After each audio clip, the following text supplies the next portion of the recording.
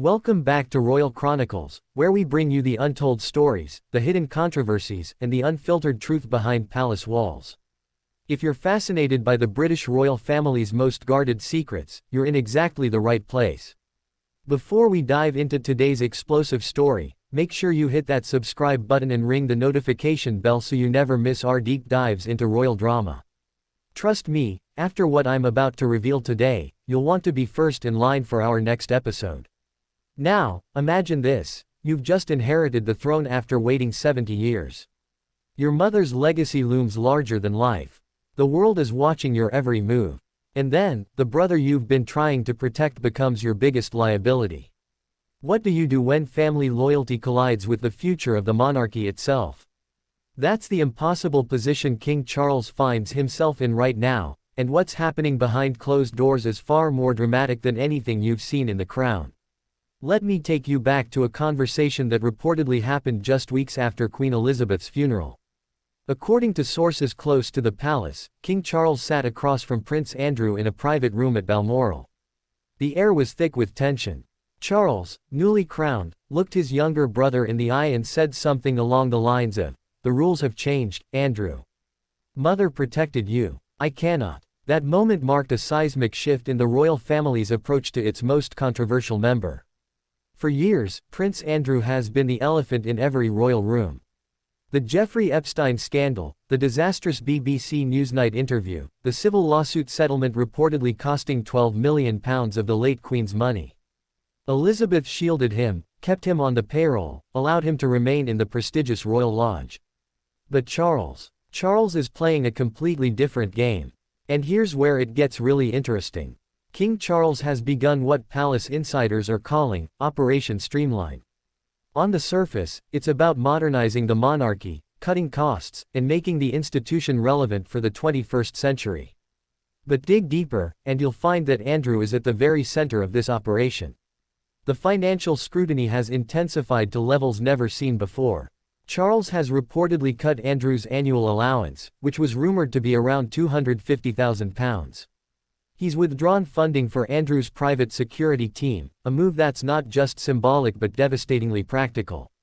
Without round-the-clock protection, maintaining his lifestyle and public appearances becomes nearly impossible. But the real power move: the battle over Royal Lodge. This isn't just about a house, though calling it a house is like calling Buckingham Palace a cottage. Royal Lodge is a 30-room mansion set on 98 acres of Windsor Great Park. It's where Andrew has lived since 2004 on a 75-year lease that cost him just £1 million up front. For context, properties in that area typically rent for hundreds of thousands per year. Charles wants him out. The king has reportedly offered Andrew Frogmore Cottage, the former home of Harry and Meghan, as an alternative. It's smaller, more modest, but still undeniably royal. Andrew has refused. He's dug in, reportedly saying he has a legal lease and won't be bullied out of his home. But here's what makes this fascinating: Charles holds all the cards. He controls the crown estate. He decides who gets funding and who doesn't. And without the financial support to maintain a property that requires hundreds of thousands in annual upkeep, Andrew's position becomes increasingly untenable. Some royal commentators have called this a siege strategy. Charles isn't forcibly removing Andrew, he's simply making it financially impossible for him to stay. Now, let's talk about why this matters beyond family drama. The monarchy's survival in the modern era depends on public support, and public support depends on trust. Every poll shows the same thing: Andrew is toxic to the royal brand. His association with Epstein, regardless of legal outcomes, has damaged the institution's reputation in ways that persist years later. Charles understands something his mother perhaps didn't want to accept: protecting Andrew individually endangers the monarchy collectively. In an era where every pound of taxpayer money supporting the royals faces scrutiny, continuing to fund a disgraced prince is politically unsustainable. The king is also acutely aware of his own public image. He waited longer than any heir in British history to become king.